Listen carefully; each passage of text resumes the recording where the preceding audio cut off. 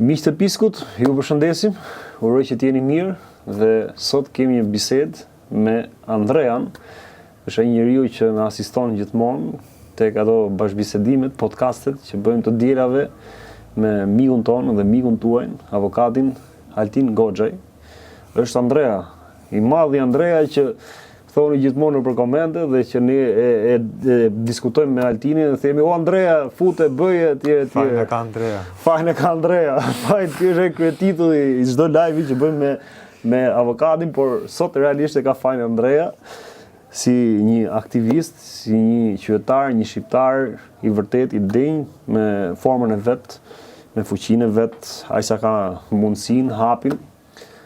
Njëri që duhet vlerësuar dhe kështu duhet jetë model për çdo shqiptar, për ato se çka bën, për padrejësitë që shef ndaj shoqërisë, ndaj shumë gjërave që fatkeqësisht po marrin rrjedh tjetër dhe po na diktojnë, po na manipulojnë dhe po na titërsojnë ne si bot kuptim, si mendësi dhe në çdo veprim tonin.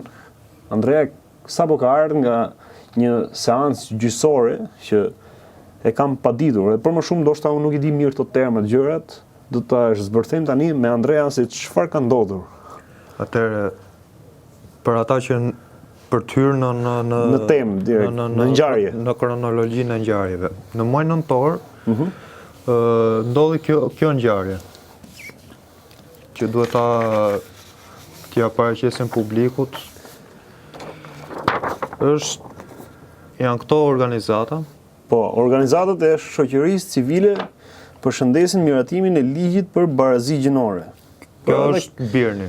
Kjo është një nga ato, domethënë, arsyet që mua më kanë mbyllur YouTube-in ose më kanë penalizuar prej 4 muajsh. Për gjuhërretje besoj. Për këtë pjesë, domethënë që nuk e kanë shtjelluar mirë. Tani çfarë bëhet fjalë? Për këtë gjë, çfarë ke bërë ti? Në muajin nëntor, disa organizata të mafjes Soros bëjnë hartimin e këtij ligjit dhe që është kaluar dhe në parlament me 77 votat e Ramës. Dhe menjëherë unë në formë reagimi në ato ditë kam nxjerr këto të dhëna për këto organizata. Dhe këto të dhënat janë të dhënat e rrogës, siç e kërkon ligji për mbrojtjen e të dhënave sensitive, dhe kam fshehur të dhënat sensitive, numri ID-s, numri telefonit. Dhe e ke bërë ti që i ke fshehur. Ndërkohë që shteti jonë para disa kohësh, në çfarë viti ti ndoshta di më mirë? Në 2021-2022. 2021-2022 që doli gjithë databaza e Shqipërisë, domethënë me emrat, mbiemrat, ID, vendi punës, ku punonte, sa lekë merrte, sa lekë shpenzonte, gjitha të dhënat. Madje edhe numrat e telefonit. Edhe numrat e telefonit, domethënë edhe Rama dilte me ato batutat e veta, jo vetëm Rama, por gjithë qeveria e tij. Na hakeruar iranianët. Po, iranianët që nëse kjo është ajo, por ty tani me këtë gjë që ke bërë ti, me këtë reagimin tënd që ti ke publikuar, këta njerëzit që janë pjesë e kësaj organizatës së shoqërisë civile që konsiderojnë këto veten, domethënë që na kanë marrë atributin e gjithë neve të tjerëve shoqërisë tonë shqiptare civile, e kanë marrë to për ta bërë pis këtë gjë, për të na shkatruar që mos ketë domethënë organizata dhe shoqëri civile.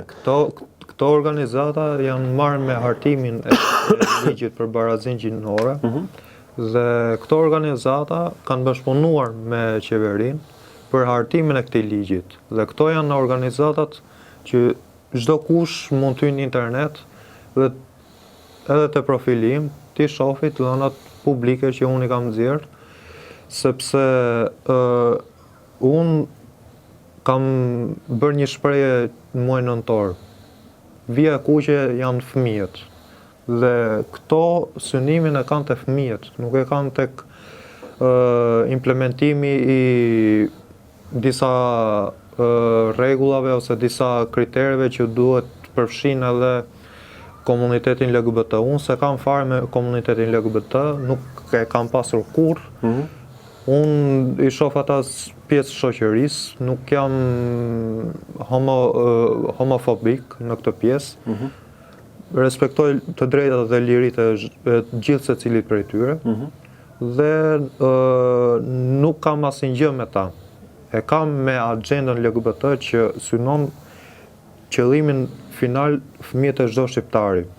Dhe këto si e sheh këtë që po cënon, domethënë para disa ditësh ka dalë një lajm në një shkollë shtetërore që janë vendosur postra të agendës LGBT dhe i thuaj që liria e komunitetit LGBT, kur shkolla s'kishte fare element të komunitetit, dhe janë vendosur në kundërshtim me aprovimin e prindërve. Nuk e di ngjarjen realisht, po di që ajo ka ndodhur pa aprovimin e prindërve. Dhe këto janë duke filluar pak na pak. Hapi i parë janë këto postera që ti shoh çdo fëmijë dhe sipas tyre të ndihet ndryshe. Pra të jetë në trupin e gabuar fëmia, pa dijenin e prindërve, siç është vënë edhe posteri në shkollën në Korç, shkollën në Korç. Po, këtë na e thanë edhe ne, na e theksuan atë ditë kur ishim me avokatin, që ishim live, na e shprehën edhe si shqetësim njerëz që po na ndiqnin, na e thanë këtë si fakt, si ngjarje. Synimi i këtyre janë fëmijët, dhe çdo shqiptar mos harroj kurrë këtë. Nuk janë personat 9-18 vjeç, janë personat janë personat 9-18 vjeç, nuk janë personat mbi 18 vjeç. Dhe ky është fakt. Dhe këto kanë unë kam lloj-lloj materialesh për këto që dhe ajo si çka është retorika jote është që ti je kundër këtyre nismave që kanë ndërmarrë agendës që kanë ndërmarrë ta. Dhe ke reaguar, që të kalojmë edhe tek ngjarja, ke rasti konkret, patjetër duke i dhënë vlerë këtyre shqetësimeve që ti bën vazhdimisht, por rasti konkret që këto të kanë krijuar problem ty në momentin kundër reagimi parë ka qenë i Gjeni Karajt. Po. Ti ke afishuar, ke publikuar në rrjetet tuaja sociale, ke publikuar disa dhëna publike. Disa dhëna që janë publike. Që janë bërë publike që në 2021-2022. Ke rasti që thamë që iranianët, domethënë, nxorën të dhënat. Ti thjesht e ke nxjerrë, rinxjerr prapë, riprodhuar prapë. Rishpërndar, po. Dhe çfarë ka ndodhur konkretisht pas kësaj shpërndarjes tënde? Goditja e parë më erdhi nga Gjeni Karaj që bëri një kallëzim në polici. Ku unë mora pa dijenin time, nuk kisha asnjë dijeni për rastin që më kishte ndodhur, thjesht mora avokatën sipas ligjit, që kërkon ligji që duhet paraqitesh në momentin që të thrasin në polici, duhet paraqitesh me një avokat mbrojtës. Mora avokatën edhe aty na vun në dijeni që unë jam kallëzuar penalisht nga Gjeni Karaj për nxjerrje të dhënave që nxisin gjuhë urrëtie. Që unë nuk kam bërë nuk i kam thënë asnjë personi që këta janë armiqt tuaj, po thjesht këta janë pjesë e agendës kundër fëmijëve tuaj. Dhe ajo çështje është referuar në prokurori. Çështja e dytë është në muajin dhjetor, një javë pasi unë kisha nxjerr këto materiale, më vjen një kallëzim i dytë, kërkesë pa di, në pranë gjykatës së shkallës parë të jurisdiksionit Tiranë dhe dhomës penale, nga 2 persona, nga 2 mercenare të Sorosit, Mirela Arqimandri dhe Gjeni Karaj. Dhe këto 2 persona kanë 2 akuza ndaj meje. E para është për shpifje, sepse unë i kam thënë mercenar të Soros. Dhe kam faktuar këtë gjë në postimin tim publik që kam bërë atëherë. Kjo është vepër që ato e konsiderojnë shpifje. Pjesa e dytë është në hyrje pa drejt në jetën private. Çfarë ke bërë ti? Fut ke jetën tyre private? Te këto të dhëna që un kam nxjerr, nuk ka asnjë të dhënë private. Tu është emri mbi emri, emri plot, është nipti i shoqatës, është shoqata, është qyteti ku punojnë, është rroga, është edhe funksioni punës. Këto nuk janë të dhëna private që mund të krijojnë ndërhyrje në jetën private të tyre. Sa merr 3 milion lekë merr kjo Mirela? Po. Ha? 3 milion në muaj. Kjo Ines Leska i merr diku te gjysma e vlerës së asaj, po. Ndjes, nuk habiti këtu në pas rrogë më të lartë se kryeministri. Njëjtë me kryeministrin. Po? Po unë nuk e shoh te rroga. Kam përshtypjen që ka punon më shumë se sa kryeministri. Po? Nuk e shoh te rroga, unë e shoh te roli që këto kryejnë. Unë shoh këtu për shembull Xhendi Karajin. Kam janë të dyja. Është Aleanca LGBT. Kjo është Mirela? Po. Ajo është Mirela, kjo është Ines Leskaj. Ines Leskaj këtu është te faqja e Aleancës LGBT, duke bërë thirrje. Ne jemi familje, thotë. Po, duke bërë thirrje në 21 maj në 12 maj të 2022-shit për të marrë pjesë në paradën e krenarisë që këta e quajnë. Këtu bëjnë thirrje këto dhe janë organizatore bashkë me Aleancën LGBT të këtyre paradave. Po prapi Mirela Arqimandriti në 12 maj 2016. 14 maj. 12 maj ka bërë postimin, po. Është postimi. Për 14 maj është parada. Njoftimin, po. Po thirrja është në 12 maj, që është po në Facebook, në rrjetet sociale, ku është aty? Këto janë dhëna publike, nuk janë fare ndonjë. Ja, e keni edhe këtu, që është publike këtu, e keni me këtë globin që nuk është as për miqtë e saj, domethënë në rrjetet sociale. Këto janë dhëna publike që unë i kam aksesuar sepse Facebooku ta jep këtë mundësi që ti aksesosh postimet publike. Dhe këto janë... Këto e konsiderojnë thyrje privacion, thështë ke bërë diçka, je futur në ambientet private të tyre, ke shkuar, ke cënuar, ke... Unë s'kam asnjë lidhje... Kjo është thyrje private, domethënë, e privatësisë tyre? Sipas tyre. Dhe sipas tyre... Po tu ke studio, si u futet ti? Si ke hyrë në hapësirë? Po, okay, vazhdojmë, shumë qesharake, çfarë merrni pa zotën, çfarë merrni me këtë situatë? Leni çunit merret me punët, me hallet e veta, me gjonat që për te halleve të veta, po merret edhe me hallet tona, me problemet që ne ndoshta sot s'po i kuptojmë çfarë po na ndodh. Ja, ajo e Korçës për shembull. E Korçës. Unë nuk kam... S'po të lejnë ato, ndoshta këto prandaj krijojnë që të krijojë pengesë që ti mos merresh me të Korçës, mos merresh me situata të tjera, me gjëra të tjera. Shiko, kjo është një lloj presioni dhe dhunë psikologjike që këto kërkojnë të bëjnë. Dukesh mirë, sot dukesh shumë nga i rënduar nga ana psikologjike. Vetëm tu qesh domethënë. Kur zoqajmë do qeshim. Po problemi është që... Çfarë ndodhi sot tani që të kalojmë tek seancën e sotme ne bëm kërkesën. Kjo është e para, seanca e parë? Seanca e tretë. E treta. Po. Tek të treja seancat edhe tek kjo e sotme nuk janë paraqitur padicet. Dhe unë po avokatin e kishin po, përfaqësuesen e tyre kishin. E kishin? Unë shoh mungesë serioziteti nga ana e tyre që të mos paraqiten në një çështje që mua ato më kanë paditur. E para. E dyta, është dhunë psikologjike sepse këto nëpërmjet mos paraqitjes tyre shtyn seancat dhe vazhdon zvarritet çështja. E treta,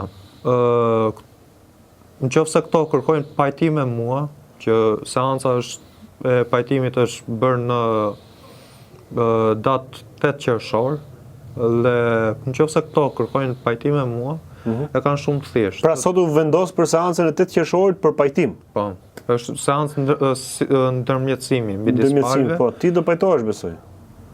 Unë i qëndroj atyre që kam thënë edhe do avancoj në publikimin e materialeve publike që janë nga Fondacioni Soros kësaj radhe, për t'ju cituar Fondacionit Soros që këto janë për shembull, ja.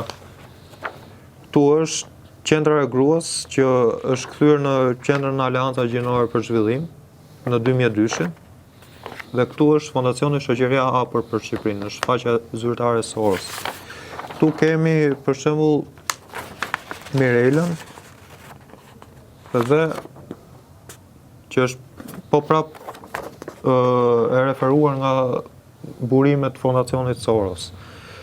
Unë do t'i referohem pikërisht pronarëve të tyre, Fondacionit Soros, në materialet që unë do publikoj në ditët dhe javët në vijim, për të diskredituar skemën që unë nuk e kam me Mirelen apo Inesin. Unë e kam me mafjen Soros.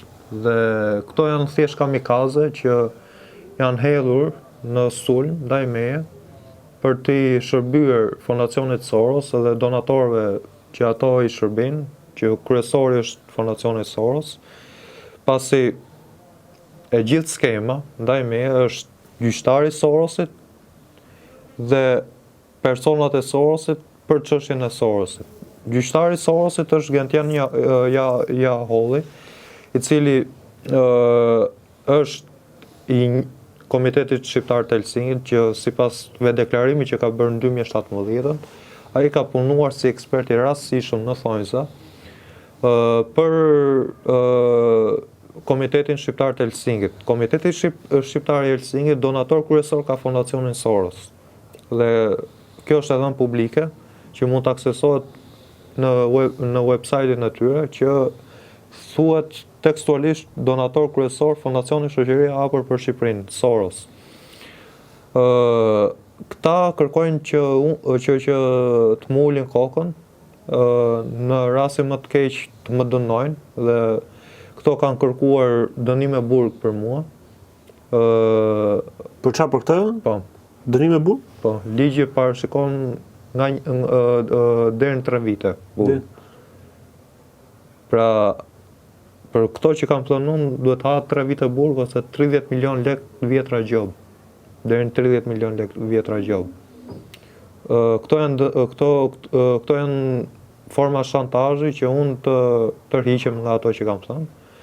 Por unë siç e kam thënë, unë jam njeri i lirë, do t'i qëndroj atyre që i kam thënë. Për t'ju cituar edhe një miku tim, liria është substancë e shpirtit. Dhe unë e kam në karakterin tim lirin, dhe këtë e ka thënë Naulon Kalaja, që unë e përshëndes, sepse të jesh i lirë nuk do të thotë që ti të lëvizësh i lirë nëpër qytet, dhe të kryesh aktivitetin tënd përditshëm. Të jesh i lirë do të thotë të jesh në shpirt edhe në tru, si person që ti thua çfarë të duash, si ta duash, dhe ndaj kujt por pa cënuar të tjerët. Por pa cënuar të tjerët. Në rasti konkret ti nuk është si ke cënuar dikën. Nuk e kam cënuar, kam thënë ato që kam menduar dhe i qëndroj atyre që kam menduar. Ti as nuk e ofenduar, as nuk e thënë gjë. Kjo me fjalë mercenar, çfarë shohin të si unë kam nga fjalori. Çfarë thot mercenar, sa unë se di. E kam nga fjalori gjuhës shqipe. Ma lexo pak çfarë. Në website-in zyrtar, mercenar, ushtar me rrogë në shërbim të një shteti, atë të një ushtrie të huaj. Pra, nuk ka asnjë lloj sharje, ofendimi. Ti ke quar lart, ke lartësuar ato, ke bërë dhe ushtar, si me rrogë janë ato. Si me rrogë e ke këtu, e ke të faktuar, domethënë. Unë nuk kam ofenduar personat, as Gjeni Karajn, as Mirelen, as Ines Leskajn, nuk i kam ofenduar. Është term ushtarak që përdoret ndaj një ushtrie të caktuar, që kjo ushtrie është ushtria e mafjes Soros kundër çdo shqiptari, që qëllimin kryesor e kanë te fëmijët e çdo shqiptari, dhe për fat keq shqiptarët janë dorëzuar te kjo pjesë.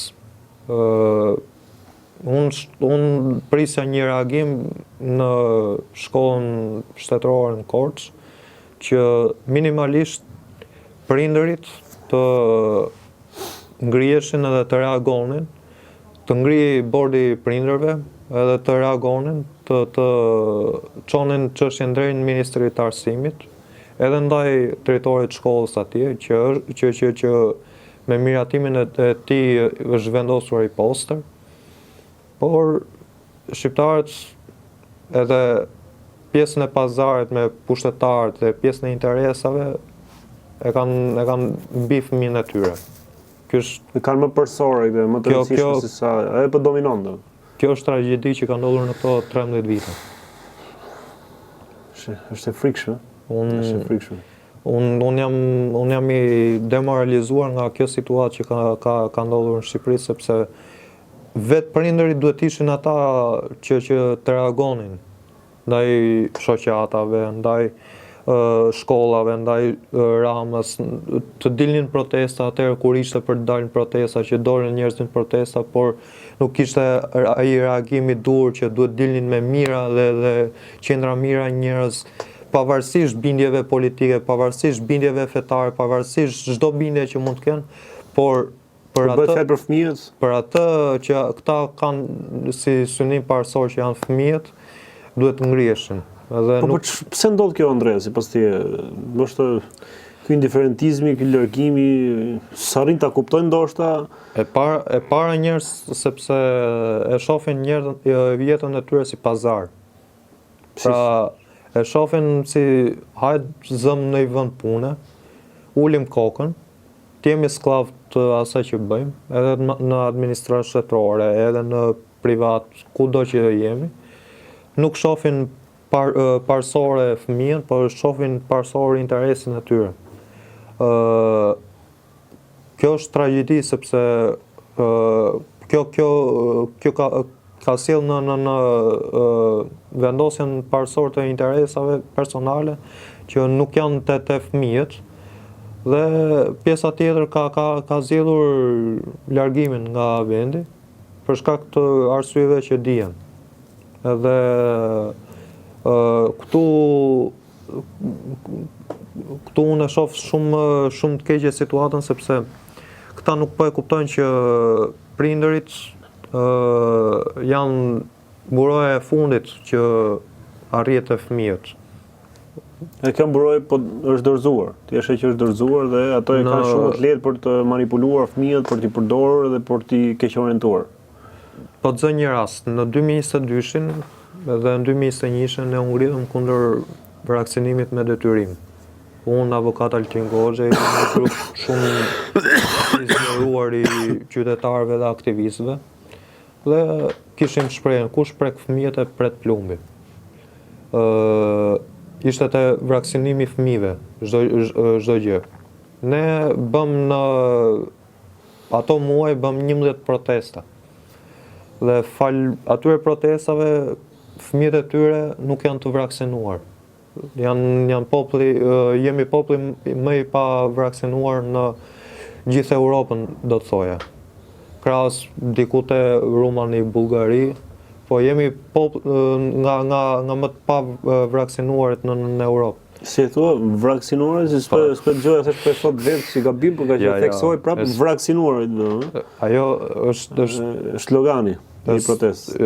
Është vërtetuar tani që vaksinat atëre shkaktuan dëme, edhe dëme për jetën. Po kanë dalë me fakte, me prova, kur do të shohë i sheh. Te faqja e Shtëpisë Bardh mund t'i shohin.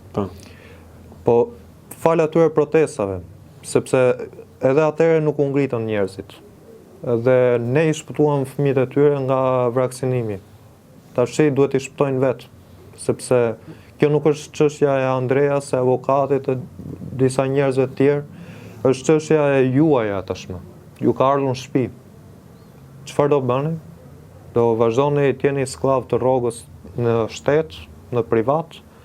Do vazhdoni të shikoni lekun dhe vetëm lekun, apo do ngriheni që të parandaloni hapat e mëtejshëm që Rama bashkë me mafian Soros kanë planifikuar deri në 2027, sepse unë kam materiale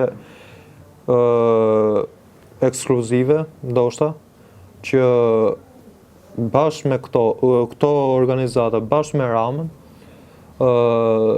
kanë një plan të kësaj agende, që është deri në 2027, që është implementimi i kuadrit ligjor, që këto pritet të bëjnë deri në 2027 për agendën LGBT, që do shtrihet në çdo shkollë të publike, do shtrihet në institucione të tjera, ku bashkëpunëtor është avokati i popullit, Ministria e Arsimit, është Ministria e Brendshme, janë disa institucione që po merren me implementimin e kësaj agjende.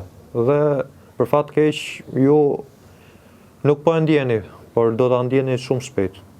2027, për një vit domethënë. Po. Deri në 2027 është plani i kësaj me këtë reagim kaq të madh që po bëjmë ne ka përndosur shumë shpejt si gjë domethënë. Kjo është ajo fatkeqësia dhe unë do doja ta mbyllem me pyetjen që bëri dhe Andrea. Uroj që të vijë ky mesazh sa më mirë tek ju dhe pas këtij mesazhi të ketë lloj reagime dhe të ketë lloj spastrimi të mendimeve që ju keni ngarkuar veten tuaj dhe që keni vendosur si mjet parsor materien, lekun, para fëmijës, çka është pasuria më e madhe që na e ka fal Zoti. Dhe pyetja është ajo siç ka thënë Andrea pak më lart domethënë. Tani që ju ka ardhur ose na ka ardhur në familjet tona, në shtëpiat tona, çfarë do të bëjmë? Çfarë do të bëjmë? Realisht çfarë do të bëjmë? Çfarë do të bëjmë Andrea? Reagoni. E vetmja gjë. Reagoni kundër Ramës, mblidhuni në bordet e shkollave, vendosni limitet dhe vjet e kuqe drejtorave të shkollave, mësuesve, mos lejoni kurrikulat që të implementohen agjenda LGBT të implementohet në vitin tjetër, ndoshta vitin tjetër shkollor. Mos i lejoni, merrni kurrikulat, bëni kërkesë në pranë shkollës, informoni se çfarë mësojnë fëmijët tuaj. Dhe duhet që të mos lejoni asnjë organizat të mafjes Soros dhe shoqat të mafjes Soros t'i afrohet shkollave të fëmijëve tuaj. Çfarë shihni? Gjeni Karaj, Altina Azizaj, të tjerët, mos i lejoni, sepse ato nuk janë shkollat e tyre, ato janë shkollat e fëmijëve tuaj. Kjo është. Andrea, të falenderoj shumë dhe të vlerësoj mirënjohje për të se çka po bën bashkë me Altin Goxha dhe disa njerëz tjerë që kanë mbetur që realisht na i thonë, na i shpjegojnë dhe i shohin këto gjëra që nuk para i gjejmë nëpër mediat e tjera, në vendet e tjera dhe nuk bëhen kaq publike. Dhe në rastin që ti bën publike diçka të tillë, me një modium aq modest që mund të kesh ti ose mund të kem unë ose dikush tjetër me kaq pak sa jemi ne, ato direkt vinë të ta presin direkt, të hedhin direkt të ushqejnë frikën ty domethënë duke të paditur, duke kërkuar që dënojnë. Nuk stepen, mas nuk tërhiqen. Kjo është betejë që do vazhdohet deri në fund, do luftohet dhe do fitohet. Bravo për guximin, miq, uroj që të merreni më të mirën dhe pse jo. Thirrja që kam gjithmonë të vazhdueshme, hajde japim dorë njëri tjetrit sa nesër të jetë vonë. Nesër do jetë shumë vonë. Ju përshëndes.